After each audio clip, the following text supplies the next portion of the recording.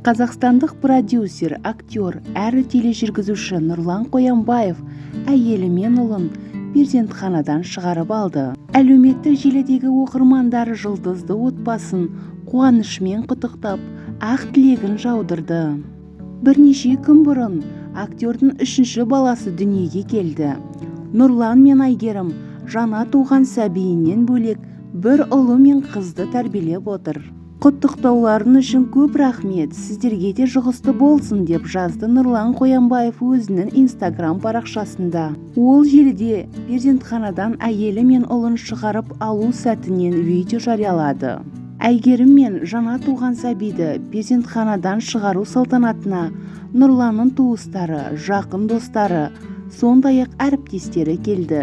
Қоянбаев әйелін үлкен гүл шоғымен қарсы алды.